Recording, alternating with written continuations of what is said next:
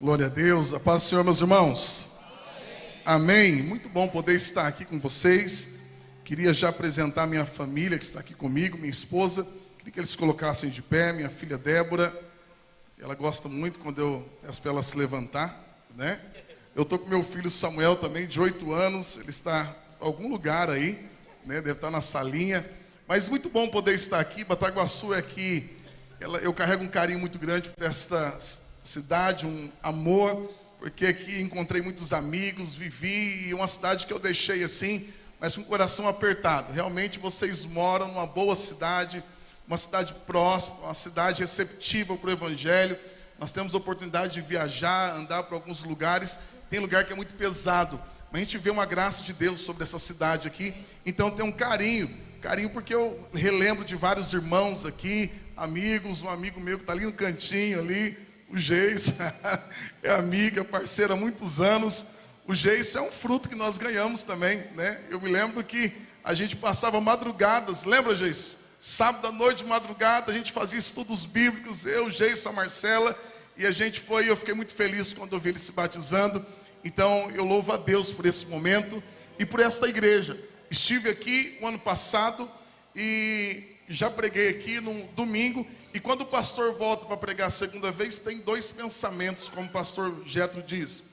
Ou ele não foi bem, então dando uma chance para ele consertar, ou gostaram, né? Então tem essas 2 possibilidades assim. Mas nós estamos aqui, se não fomos muito bem, vamos tentar consertar hoje, aproveitar essa chance que está sendo dada aqui. Eu pastoreio, junto com a minha esposa, a primeira igreja batista de Tupi Paulista, uma igreja muito avivada, muito amável, um pessoal muito caloroso. A minha irmã, cunhados, sobrinhos já foram lá, mas eu tenho uma palavra de Deus para a tua vida, amém? Amém? Então vamos lá. E quando você estiver numa seca muito grande, só me chamar. Todas as vezes que eu venho, eu trago chuva. Eu sou o profeta da chuva aqui, meus irmãos. Então 3 vezes que eu vim aqui, eu lembro que eu vim em agosto, estava uma seca danada, veio chuva, né? E agora estava uma seca também, vim no concílio, choveu. Então 3ª vez. Então ano que vem, no período, só chamar, né? Nós estamos aqui. Vamos lá, meus irmãos, amém?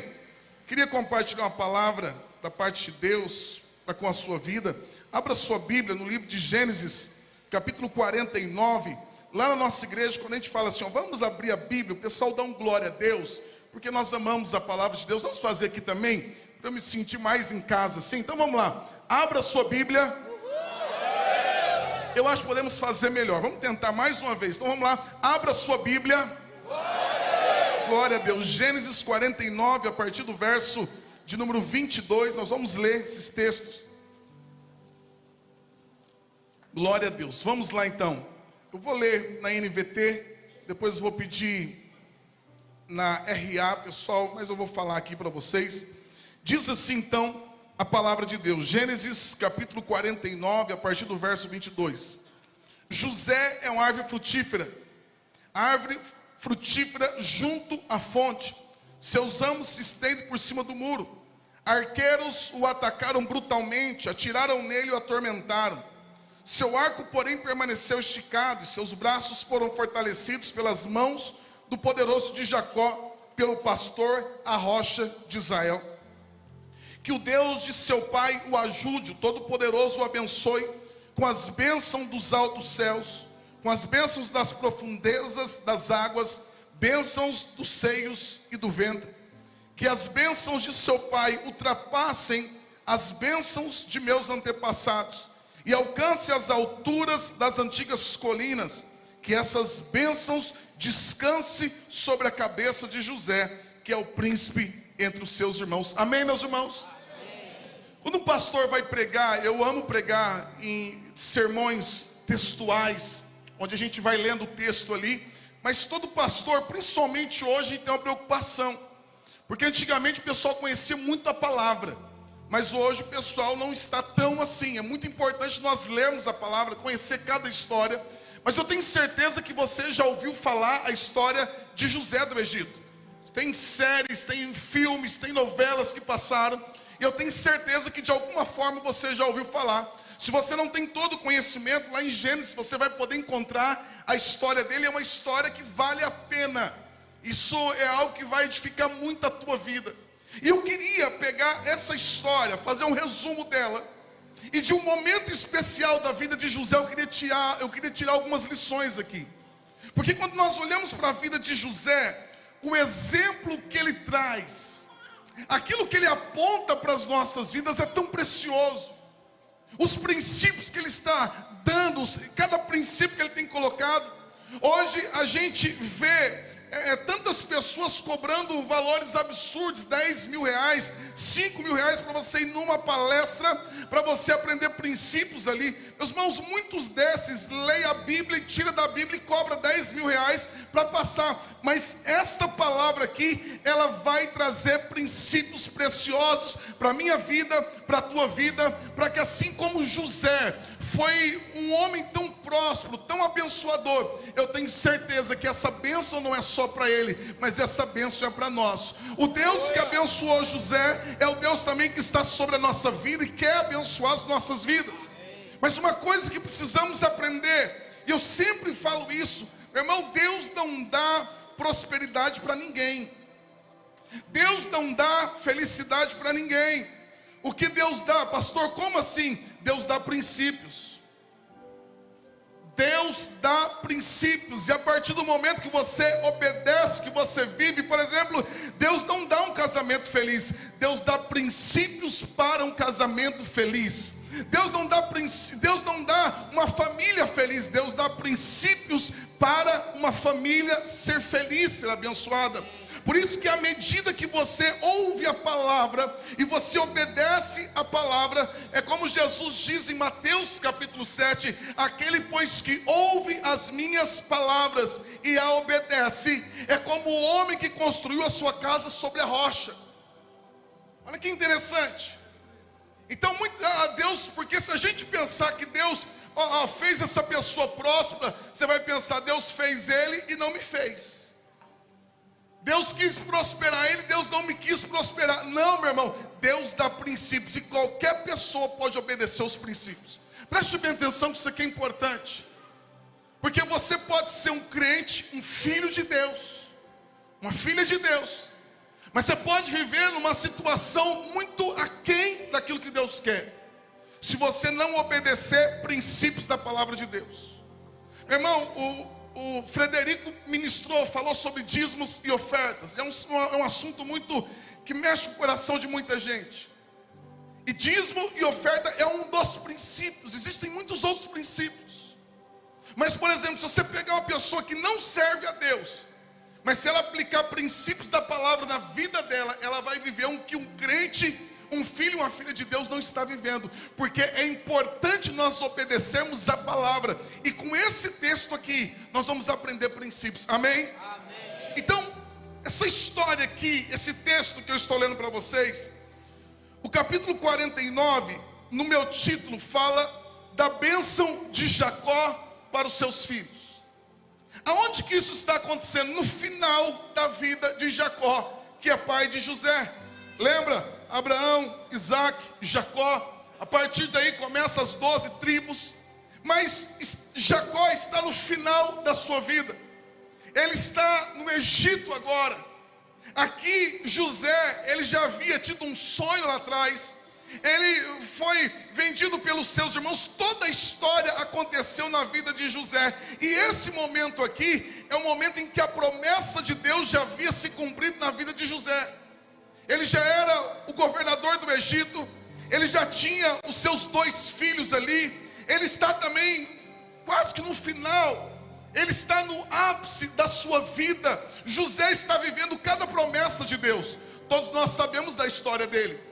Nós sabemos aonde começa. O José, filho de Jacó, tem os seus irmãos, ele tem um sonho. E ele declara o seu sonho aos seus irmãos ficam com inveja.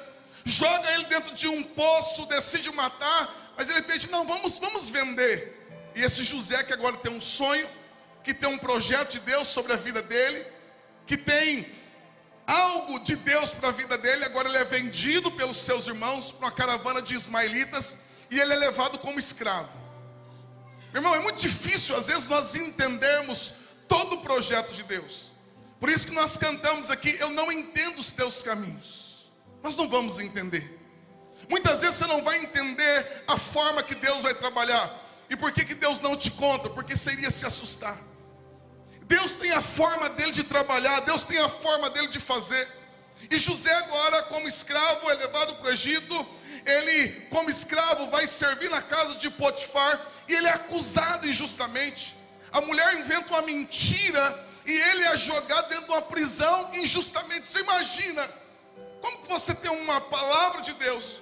Como que Deus tem um projeto para a tua vida e você vê a tua vida só decaindo? Você vê você só vivendo uma desgraça atrás da outra, uma situação atrás da outra. Mas tudo isso aqui, havia um Deus no controle. Amém, irmãos? Nós não entendemos os caminhos de Deus. Por isso que Deus não te chamou para você entender. Deus te chamou para você confiar. Nós não temos que entender, nós temos que confiar. O que é confiar? Eu sempre digo assim, às vezes eu estou cansado, eu peço para alguém dirigir para mim. Eu não vou entender, eu não fico ali acordado, eu durmo e falo, eu confio que você vai me levar onde você tem que levar. Meu irmão, nós não temos que entender o que Deus está fazendo. Deus não te chamou para você entender, mas Deus te chamou para você confiar nele. E nós sabemos que José fica esquecido na prisão. Mas logo Deus dá um sonho a Faraó, ele interpreta o sonho, e ele se torna o candidato perfeito para aquela vaga. E nós sabemos, José então se torna governador do Egito.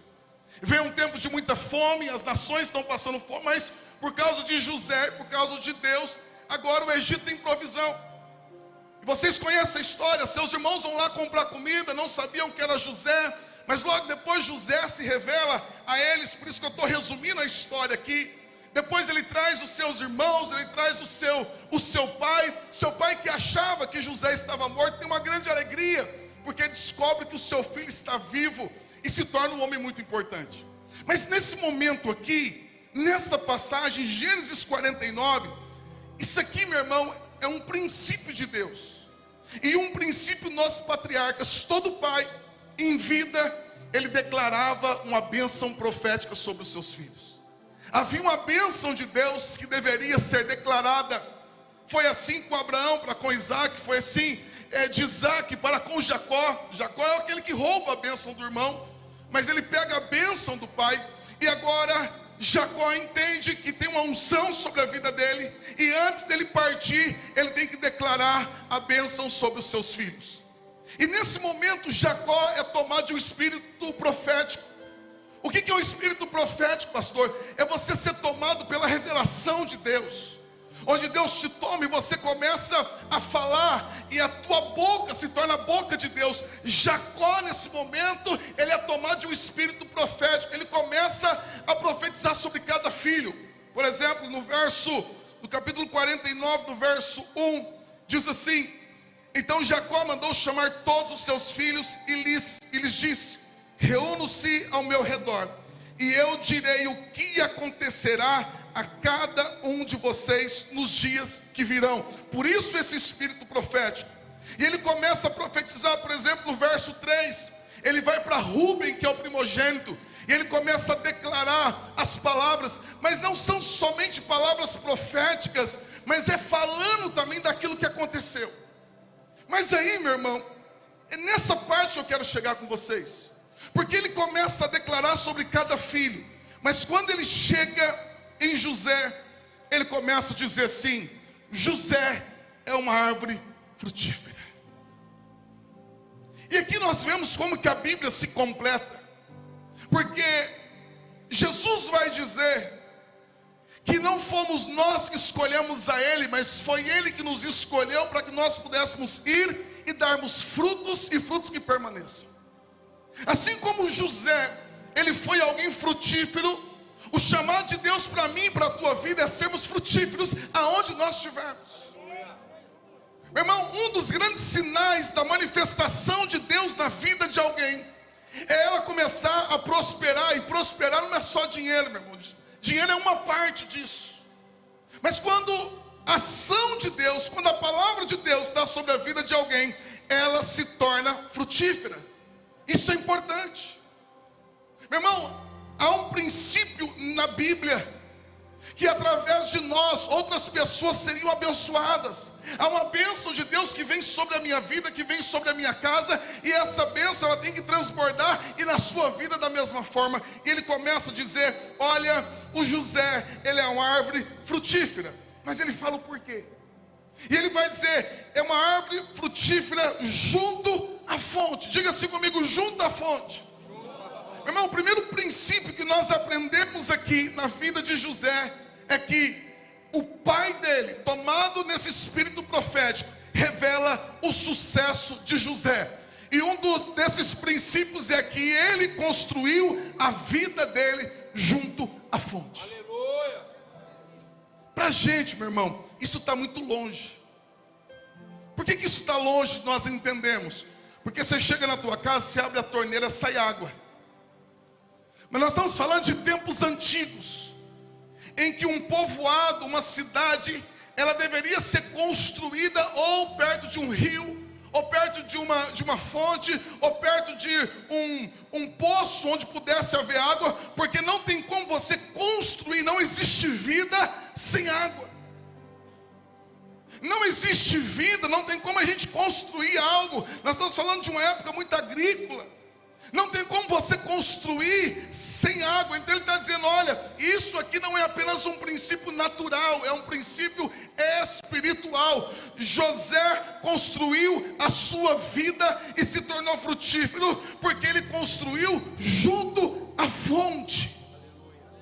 O que significa? Meu irmão, a Bíblia vai dizer no Salmo 1, a Bíblia vai falar que será o justo é como a árvore plantada junto a ribeiros de água. Aonde que ele é plantado, meus irmãos?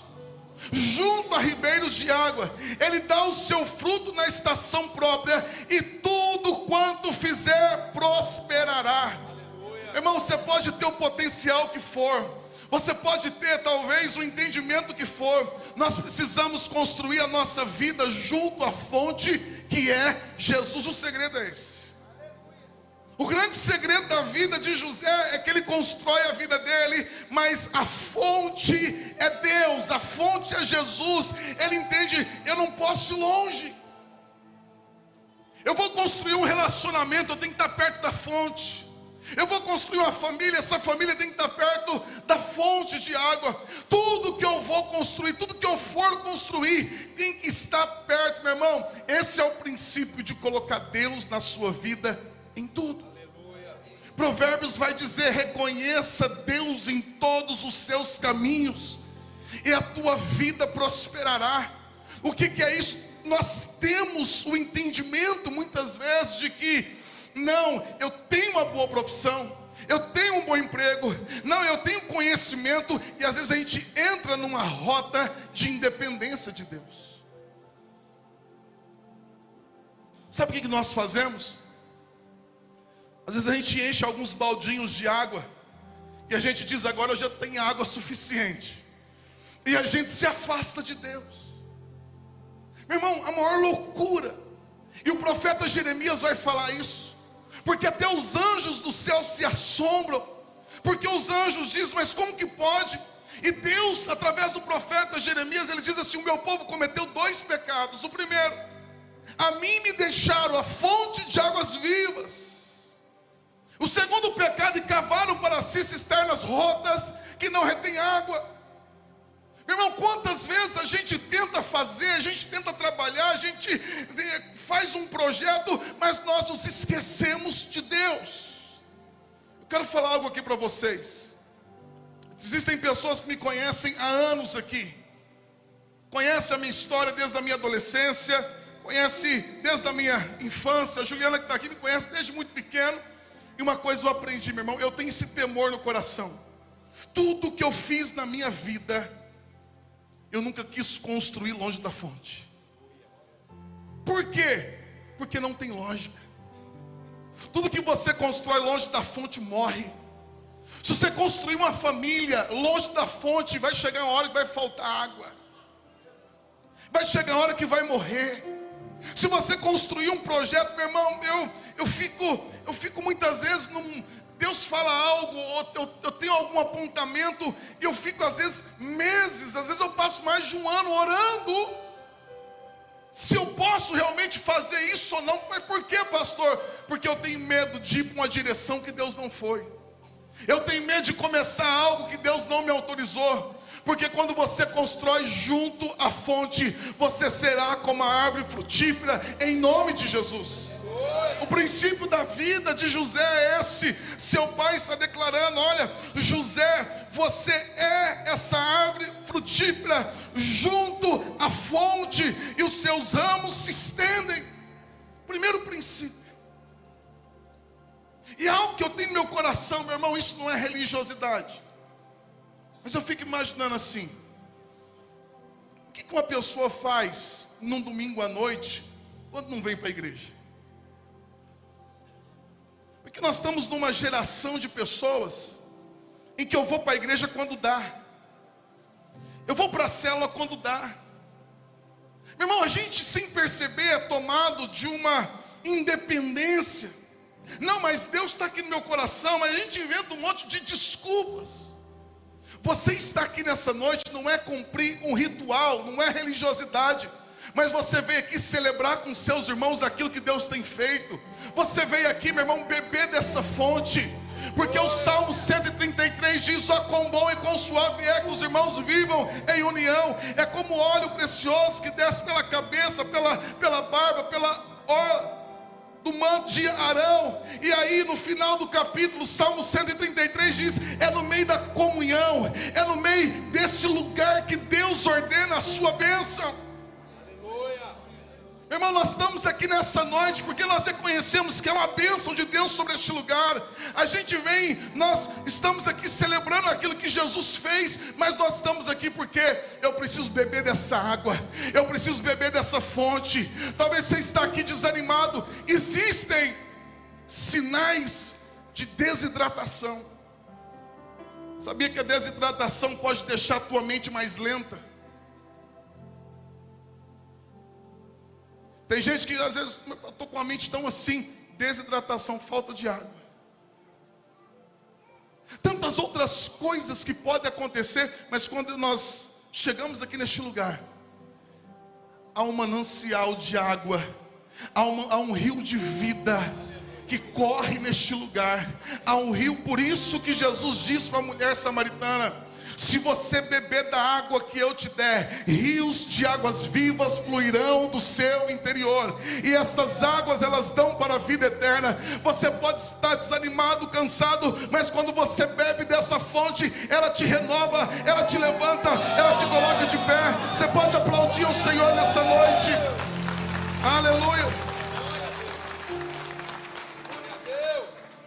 Segunda coisa que ele vai colocar, e Jacó está profetizando, ele diz assim, ó, coloca nessa versão agora na RA, fazendo um favor, o verso 23, ou ARA, se tiver ARA, diz assim: os flecheiros lhe dão amargura. Diga assim comigo: amargura. O texto continua dizendo: atiram contra ele e o aborrecem. Preste bem atenção: os flecheiros lhe dão amargura. Lembra que o Jacó está sendo tomado de uma unção profética, e ele não está somente declarando o futuro de José, mas ele está falando da história de José, como é que foi. Ele está dizendo: José, na tua vida e na tua história, flechas foram atiradas contra a tua vida, e essas flechas que foram atiradas contra a tua vida tinham um propósito, e o propósito é causar amargura no teu coração. Por que esses flecheiros quiseram causar amargura? Por que esses inimigos quiseram causar amargura? Porque quando a amargura entra no nosso coração, ela tem o poder de nos paralisar. É impossível você prosperar, é impossível você avançar, é impossível você continuar quando o teu coração é atingido pelas flechas da amargura. Quando o veneno da amargura entra no teu coração, entra na tua vida, Quando você recebe palavras de pessoas, ou às vezes palavras até mesmo na tua casa, tentando te machucar, tentando te ferir. E José tinha tudo para isso. Por quê? Porque ele foi vendido pelos próprios irmãos. Meu irmão, José foi jogado dentro de um poço, e os seus irmãos estão na dúvida: a gente mata ou vende? Ele ficou sozinho como escravo numa terra distante. Ele foi acusado injustamente de um assédio, de algo que ele não fez. Ele está dentro de uma prisão. José tinha todos os motivos para ter amargura da vida, para ter amargura da família, até do próprio Deus. De chegar diante de Deus e falar: Deus, como que o Senhor fala de uma promessa, de algo que o Senhor tem, e não tem nada a ver com o que eu estou vivendo? Eu não sei se você já se sentiu amargurado com Deus. Eu não sei se você já se sentiu ferido, alguma situação, uma luta, algo que aconteceu, uma palavra. Nós somos pastores, às vezes você tem a maior da intenção, e às vezes o pessoal vem e fala: não, a sua intenção era essa, e não era. Nessa hora dá vontade, eu não sou tão crente quanto vocês, meu irmão, mas nessa hora dá vontade assim, ó, eu não preciso disso. Zacarias, quantas vezes talvez passa na mente: eu não preciso disso. Eu já trabalhei tanto, já construí, eu poderia desfrutar. Você arrumou muito para a cabeça, hein? É ou não é? Irmão, depois de tanto trabalho, um trabalho de tanto êxito, poderia desfrutar, viajar, né? A pastora está ali. Viajar, arrumar gente para pastorear. Quantas coisas passam na mente da gente, às vezes passa no meu coração: eu não preciso disso. De palavras, de pessoas que acusam, que falam. E às vezes isso tem um objetivo de te ferir, de te machucar, porque se a amargura entrar no teu coração, ela te paralisa. E tem um monte de gente ferido, tem um monte de gente paralisado, porque um dia os flecheiros acertaram as suas flechas, e a flecha da amargura entrou nos seus corações. Mas a palavra de Jacó é: os arqueiros te atacaram com amargura. Na minha versão NVT diz: arqueiros o atacaram brutalmente, atiraram em você, o atormentaram. Mas o texto diz assim: seu arco, porém, permaneceu esticado, e seus braços foram fortalecidos pelas mãos do poderoso de Jacó, pelo pastor e a rocha de Israel. Irmão, preste bem atenção. Nós não podemos evitar muitas vezes os flecheiros contra a nossa vida. Nós não podemos muitas vezes evitar as calúnias. Nós muitas vezes não podemos evitar situações e ataques que vêm. Mas quando Jacó está profetizando sobre José, ele diz: te atacaram brutalmente, fizeram tudo isso, olha, atiraram contra você, atormentaram a tua vida. Mas sabe por que você está aqui, José? É porque o seu arco permaneceu esticado, e o Senhor fortaleceu os teus braços. O Senhor fortaleceu os seus braços. Ele está falando de uma guerra. Ele está falando de arqueiros que o atacaram. Mas ele está dizendo: mas você também permaneceu com o teu arco esticado. Ou seja, em nenhum momento você deixou a batalha. Em nenhum momento vieram calúnias, vieram situações, vieram decepções, pessoas te rejeitaram, te abandonaram, mas em nenhum momento você desistiu. Por quê? Porque o Senhor fortaleceu o teu braço. Aleluia. Irmão, entenda o seguinte: isso aqui é o princípio. Um dos grandes princípios da nossa vida que nós temos que entender aqui, sobre a minha vida e sobre a tua vida, existe um Deus que nos sustenta. Nos momentos que você acha: eu acho que não vou aguentar, Deus pega em seus braços e Deus te fortalece para você continuar aquilo que Deus colocou no teu coração. O segredo de José é esse. E ele começa a declarar algumas coisas, porque ele diz assim: olha, sabe por que você permaneceu em pé?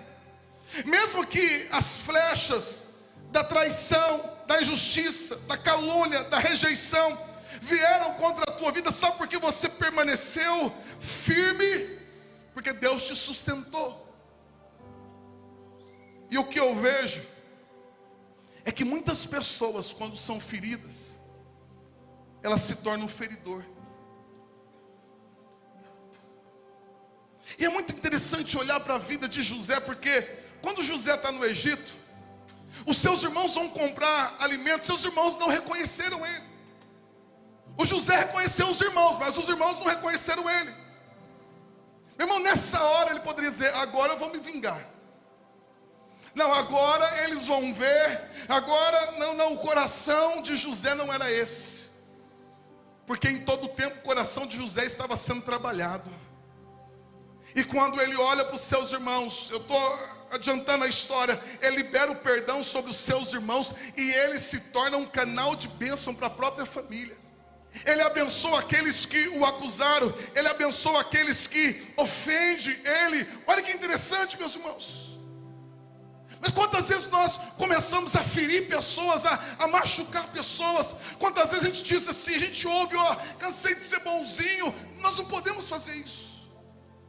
Porque por mais que as pessoas te ferem, existe um Deus que cura o teu coração. Por isso que a gente deve levar diante dele todas as nossas angústias. Por isso nós devemos levar diante dele toda a tristeza do nosso coração, toda a angústia do nosso coração, porque ele é aquele que nos fortalece. Diga glória a Deus. Agora preste atenção, existem alguns princípios aqui.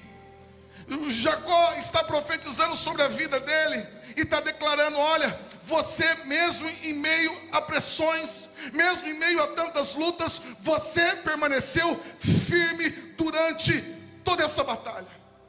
Diante de toda a situação que aconteceu, você permaneceu firme. Mas o segredo aqui, e isso não foi só sobre a vida de José, isso está disponível para a minha vida e para a tua vida. Existe uma força que vem de Deus. Talvez você entrou aqui nessa noite abatido, talvez você entrou aqui debaixo de um desânimo muito grande, mas o Deus que fortaleceu os braços de José, Ele vai te fortalecer aqui nessa noite. Eu creio nisso. Eu creio nisso. Você já foi tomado de muito desânimo? Você já foi tomado de uma apatia? Se em algum momento da sua vida você já entrou no modo sobrevivência, é terrível. Onde você olha e você fala: vou apenas sobreviver. Mas Deus te trouxe aqui nessa noite para dizer uma coisa: eu vou te tirar você desse lugar onde você está.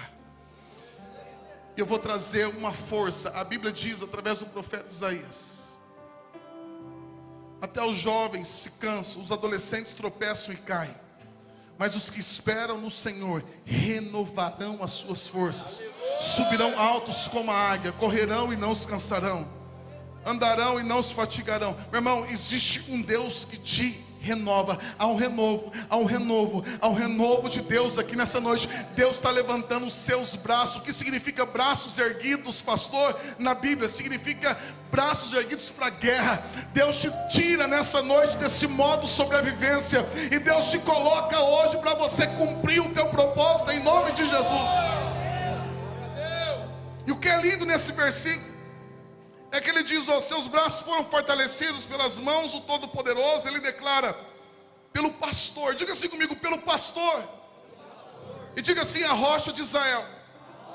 Então, isso aqui é tão importante, porque quando a Bíblia fala de pastor, eu não sei se você sabe por que você não se toca ovelha. Ovelha você não toca ela, como a gente toca o gado. A ovelha, ela é guiada pela voz do pastor. Por isso que o pastor, ele vai à frente. A ovelha ouve a voz do pastor, reconhece e segue ele. Por isso que Jesus diz: as minhas ovelhas reconhecem a minha voz. A ovelha, meu irmão, ela não enxerga tão bem, então ela é guiada pelo ouvido. A ovelha que mais enxerga, ela tem pelo menos 8 graus de miopia. É uma deficiência dela. Então como que a ovelha é guiada? Por aquilo que ela ouve. Então o pastor fala, ela ouve, ela segue a direção. Então o que manteve José em todo esse tempo sozinho, longe do pai, longe dos seus irmãos, longe da família? É porque em todo o tempo havia o pastor de Israel guiando a vida dele.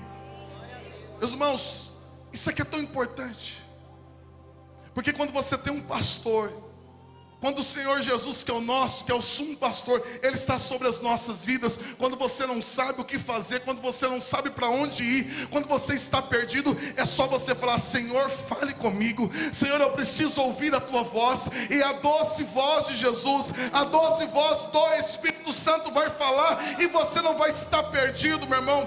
Por isso que o Salmo 23 diz: o Senhor é o meu pastor, e Ele não me faltará. Deitar-me faz em verdes pastos, guia-me mansamente às águas tranquilas. Existe um pastor que guia a tua vida. Aleluia. Não tem como estarmos perdidos. Você imagina em momentos da vida de José: o que eu vou fazer? Mas ele ouvia a voz, e essa voz o guiava.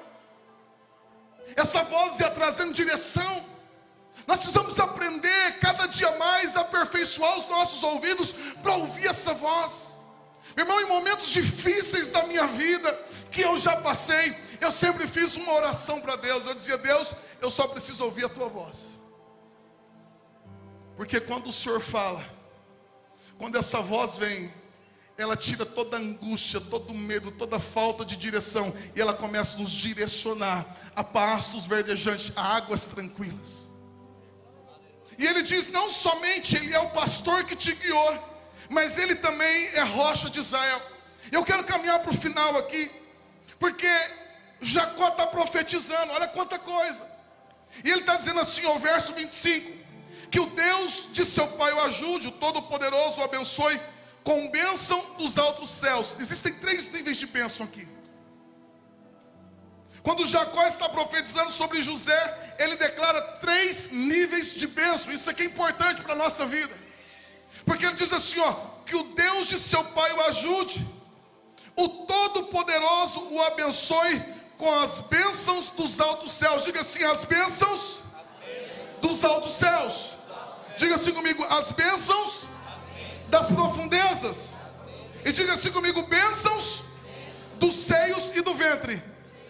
Diga assim: 3 níveis de bênção. Irmão, aqui está um segredo precioso. Porque assim como esses 3 níveis de bênção estavam disponíveis para a vida de José, esses 3 níveis de bênção estão disponíveis para mim e para a tua vida.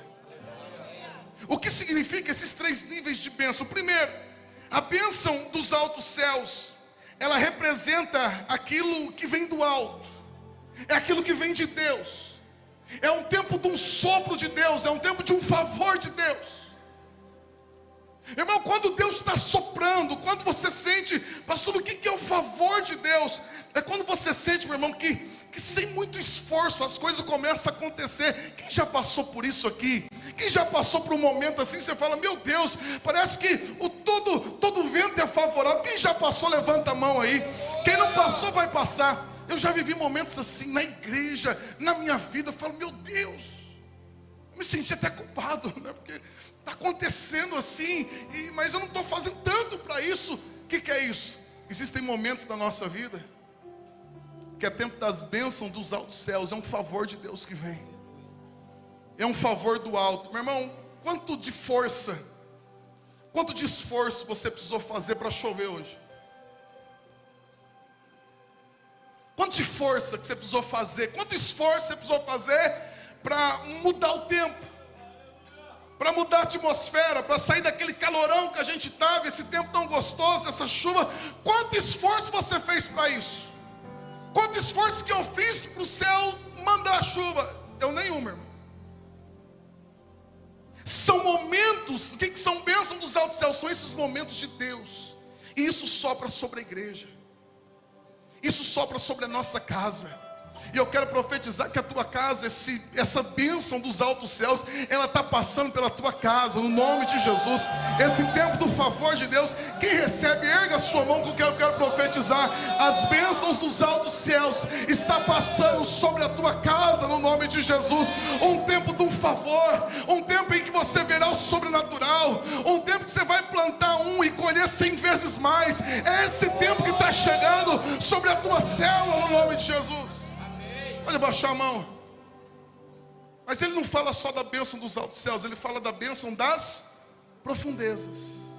Diga assim comigo: bênção das profundezas.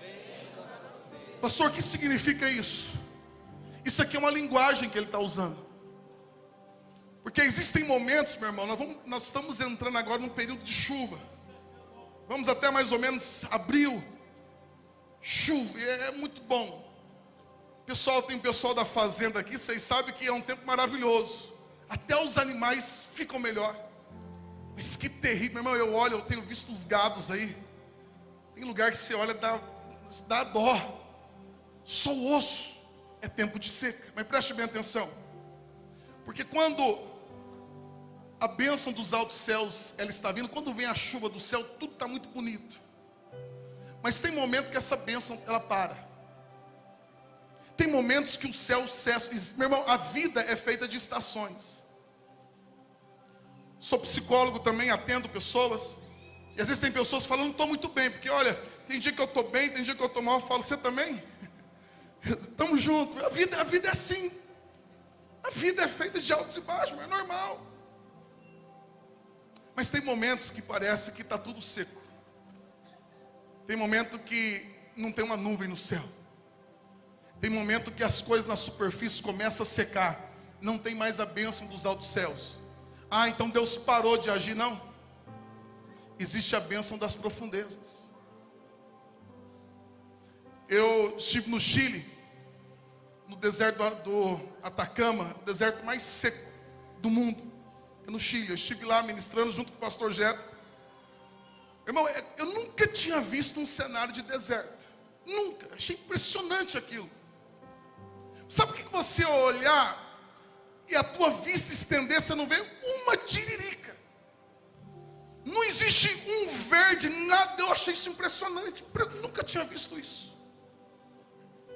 Porque o deserto não tem vida nenhuma. Tudo no deserto morre. E eu atendo uma missionária de lá, semanalmente, eu atendo ela online. E ela falou, pastor, aqui é o deserto mais seco do mundo. Eu falei, mas gente, como vocês sobrevivem? E ela fez uma pergunta, sabe aonde se encontram os maiores reservatórios de água do mundo? Eu falei, não, Ele falou, é aqui. No lugar mais seco do mundo, é onde se encontram os maiores reservatórios de água subterrâneas do mundo. Deixa eu falar algo para você. Deus em todo o tempo está agindo. Mas tem momento que você não precisa fazer nada e a bênção dos altos céus vem.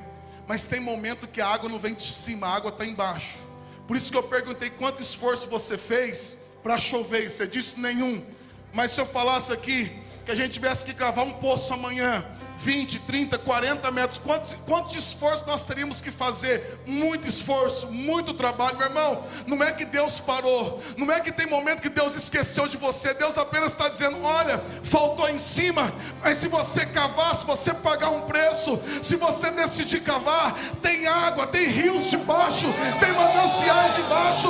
Quem cava encontra. Por isso que ele está dizendo, Jacó está dizendo para José, olha, quando a bênção faltou do alto, ou quando a bênção do alto faltar, saiba de uma coisa, meu filho, existem rios subterrâneos, e quando você cava, quando você busca, você encontra. Eu passei por momentos assim. Passamos momentos na igreja de um favor de Deus, de um sopro de Deus. Irmão, passamos momentos tão espetaculares que a gente espirrava, fazia apelo, vinha gente entregando a vida a Jesus. Pensa na unção. Mas há um ano e pouco atrás passamos um tempo, pastor, pensa num tempo difícil. 10% da igreja saiu, talvez um pouco mais, pessoas saindo e pessoas falando. Pensa num tempo de chegar num culto de domingo à noite e eu falo, Deus, o que está acontecendo? que está acontecendo? Em que pregar se tornou um esforço, tudo ficou. E eu falei, Deus, foi nesse tempo que Deus falou, Alexandre, é tempo de você cavar. Existe bênção que você colhe nesse tempo. Irmão, eu comecei um tempo de muita oração, de muita busca, de levantar nas madrugadas, de orar, de buscar Deus, de sair de viagem, estar em hotel, estar com a família junto, eu ir para dentro do banheiro porque não tinha lugar. Irmão, eu me derramar em lágrimas. Lembro de um dia a gente estava no hotel em Curitiba e eu coloquei meu fonezinho para não acordar ninguém no mesmo quarto. Coloquei meu fonezinho e comecei a orar. E aquilo, a unção de Deus veio. E quando a unção de Deus veio, meu irmão, comecei a chorar. E eu choro, o nariz escorre de um jeito. Pensa na loucura danada. E o nariz já é grande, então pensa.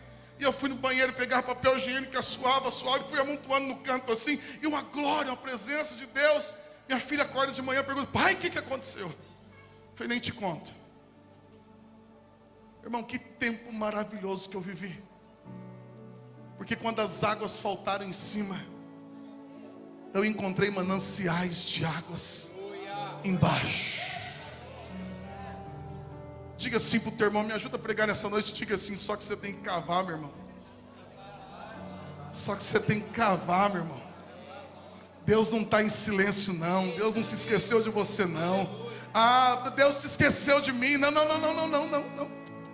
Só parou em cima, ele está dizendo, tem embaixo, mas vamos pegar pá, vamos pegar a picareta, vamos pagar um preço. E se você está nesse tempo em que o céu se fechou, em que você não está vendo a bênção dos altos céus, deixa eu dizer, começa a cavar e você vai encontrar mananciais de água. Comece a cavar e você vai viver o que você nunca viveu na sua vida. Você pode dar um glória a Deus bem alto nessa noite, você pode aplaudir a Ele grandemente nessa noite. Aleluia. Deixa eu falar aqui para você. Quando você aprende a cavar, ninguém te para. O crente que aprende a cavar, ninguém para ele. O pastor que aprendeu a cavar, ninguém para ele. É por isso que você encontra irmão que por fora está tudo seco, mas ele está alegre, ele está feliz. Mas não é possível. De onde que vem essa alegria? Como que aqui por fora a grama está amarela, as árvores caiu? Por que essa alegria? Porque pode faltar talvez a folha, pode aparentar talvez um tempo de sequidão, mas as suas raízes estão se aprofundando, as suas raízes estão crescendo, e ele está buscando água lá de baixo, ele está buscando água, meu irmão, por isso que há uma alegria, por isso que a Bíblia fala de uma paz que excede todo entendimento. Por isso que o apóstolo Paulo está dentro de uma prisão. Por isso que ele está preso. E em Filipenses ele declara, alegrai-vos do Senhor. Digo mais uma vez, alegrai-vos do Senhor. Como que alguém preso pode se alegrar? Porque talvez as águas dos altos céus, a bênção dos altos céus cessou, mas Paulo também aprendeu as profundezas de Deus. Ele aprendeu a cavar. Posso falar algo para vocês? Vou falar de uma experiência minha. Nada se compara à bênção das profundezas. Irmão, é muito bom quando o favor de Deus está soprando. Mas deixa eu falar para você. Parece que essa água das profundezas ela é mais doce, pastor.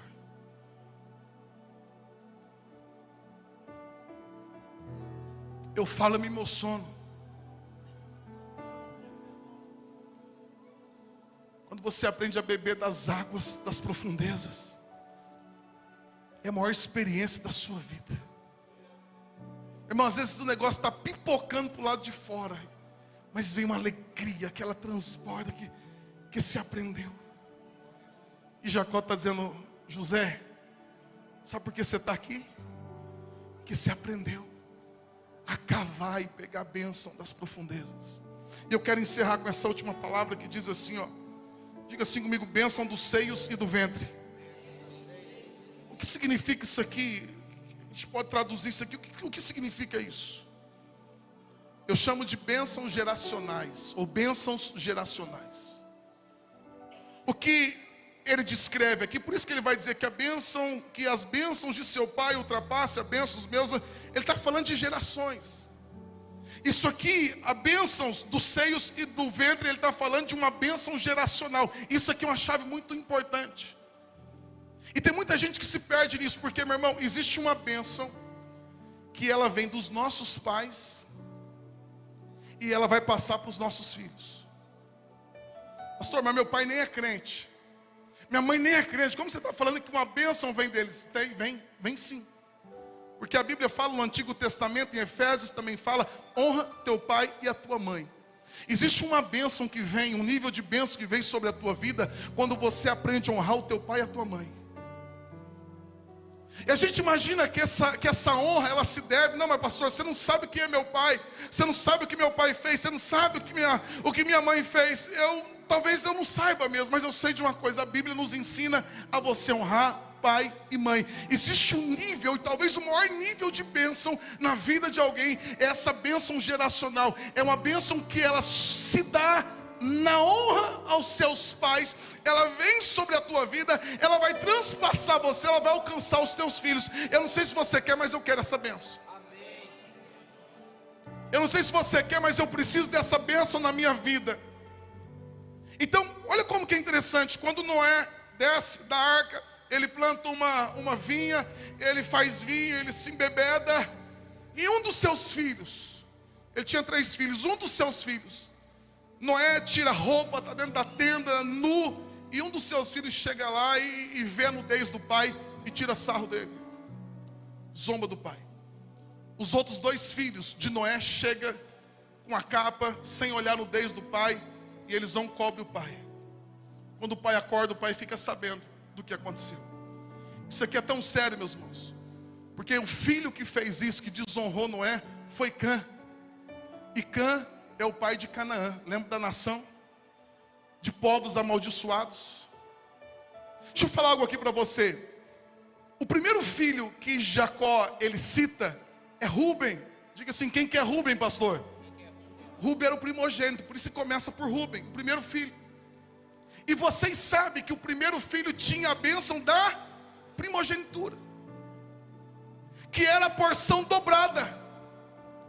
Mas essa bênção não vai para Rúben, ela vai para José. Por que isso acontece? Vamos lá comigo, o verso 3, capítulo 49. Rúben, você é meu filho mais velho, minha força, o filho da minha juventude vigorosa.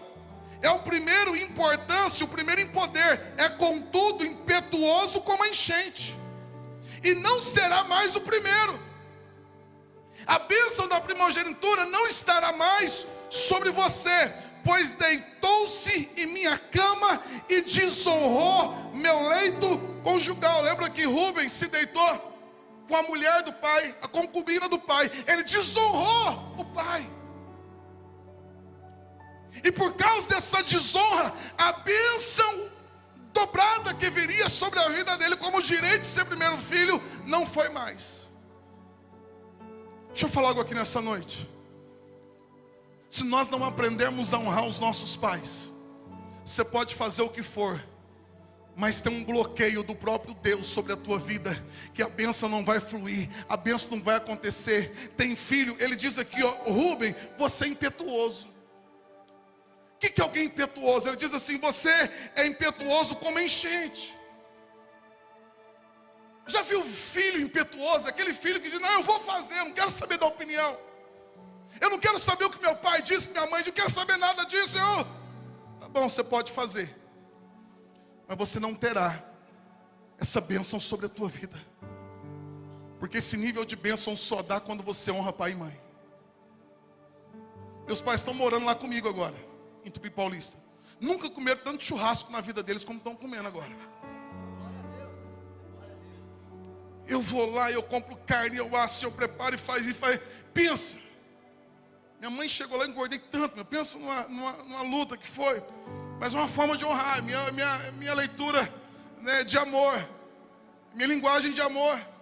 Eu estou falando para o meu irmão, existe honra. Eu lembro quando nós fomos namorar, eu e a minha esposa, eu falei, negócio é o seguinte, a química está pintando aí, legal, mas para o negócio dar certo, você vai conversar com os teus pais, Eu vou conversar com os meus pais, nós vamos conversar com o pastor Jetro. Depois de tudo isso, nós vamos então namorar e construir a vida. Ela conversou com os pais dela, conversei com os meus pais, fomos para o pastor Jetro. O pastor Jetro é uma benção. Ele falou assim, a gente achando que ele ia ser todo espiritual, né? Ô filho, já deu um beijo nela assim, já? E aí, rolou química? Rolou, então é isso aí, filho, isso aí. Nem tudo é espiritual, tem que ter química também, né? Então o nível de aconselhamento do Jetro é desse jeito. E deu química, graças a Deus, por isso que tem uns filhos aqui, né? Deus é maravilhoso. Mas havia no meu coração uma preocupação. Será que isso vai honrar os meus pais?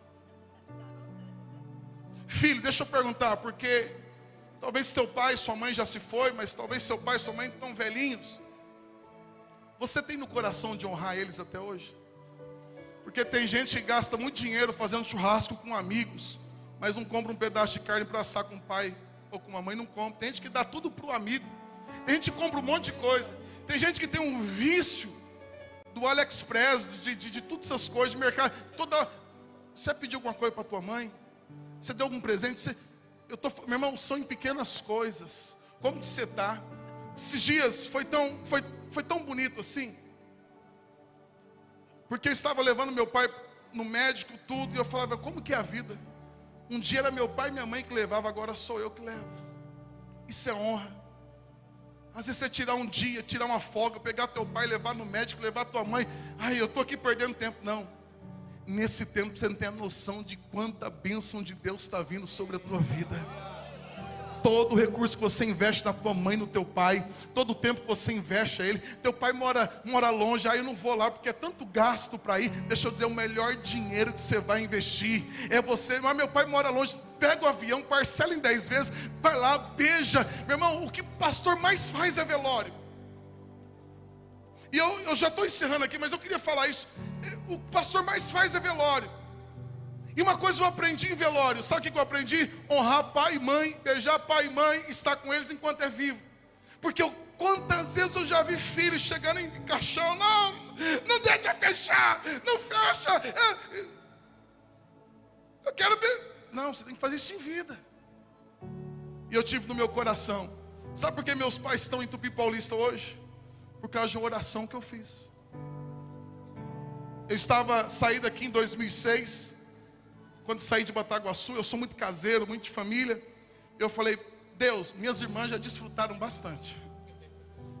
Elas ficaram muito tempo. Eu falei, eu queria ficar com eles agora para eu poder cuidar deles nesse tempo. Eu fiz essa oração e Deus ouviu a minha oração e preparou tudo. Os meus pais estão lá comigo. Eu sou o pastor deles. Mas existe um nível de bênção que vem. Pastor, o que significa honrar pai e mãe? Você faz teu pai e tua mãe chorar? Se você faz teu pai e tua mãe chorar, você está desonrando teu pai e tua mãe. Tem pai e mãe que está adoecendo por causa de filho, por causa de preocupações. Tem filho que está abusando financeiramente do pai e da mãe. Você já casou, era para você estar abençoando teu pai, você está tirando dinheiro dele até hoje. Não estou dizendo se o pai quer abençoar ou não, não é isso que eu estou dizendo. Porque o apóstolo Paulo diz que pais deixam herança para os seus filhos. Mas eu estou dizendo que tem filhos que até hoje é um peso financeiro para os seus pais. É por isso que a tua vida não rompe, é por isso que não vai, é por isso que o teu dinheiro vem, você fala eu ganho bem, mas parece que o negócio não dá, você está desonrando. Meu irmão, a gente tem que falar isso, pastor, é dura a palavra, a gente tem que falar. Existe um nível de bênção que vem sobre a tua vida, e esse nível de bênção é quando você honra o teu pai e a tua mãe. É por isso que Jacó está dizendo José, meu irmão, José depois, o homem mais importante, ele está num cargo importante, ele é próspero, ele diz, não vou deixar meu pai lá, pode trazer meu pai, os meus irmãos, meu pai não vai terminar na miséria, meu pai não vai terminar mal, meu pai vai terminar com honra. José, ele traz o seu pai, para que o pai dele pudesse terminar com honra, é o filho honrando o pai. E aí Jacó está dizendo, por causa disso, por causa da honra que você teve comigo, com seus pais, ela vai alcançar os teus filhos. José tem 2 filhos, quais são? Manassés e Efraim. Diga assim comigo, Manassés e Efraim. Meu irmão, as 12 tribos de Israel é formada por quem? Quem? Qual o nome? Os 2 filhos de José, Manassés e Efraim. Quantos princípios nós aprendemos aqui hoje? Existe essa bênção, que quando você honrar os teus pais, eu não sou melhor do que ninguém, mas eu sempre vivi para não dar preocupação para os meus pais e nem ser peso para os meus pais. Eu tenho minha filha, está aqui 12 anos. Minha filha é apaixonada por Jesus, por causa da honra que eu dei aos meus pais. Eu tenho visto na minha filha o amor que ela tem tido por Deus. Queria que você se colocasse em pé no seu lugar nessa noite.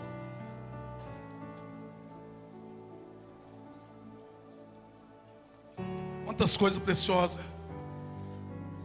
Se eu não me engano, vocês vão ministrar na célula, essa mesma palavra, né? Vai para a célula essa semana. Se você puder, pede para o teu líder de célula. Eu quero o esboço lá que o pastor fez. Manda, estuda em casa.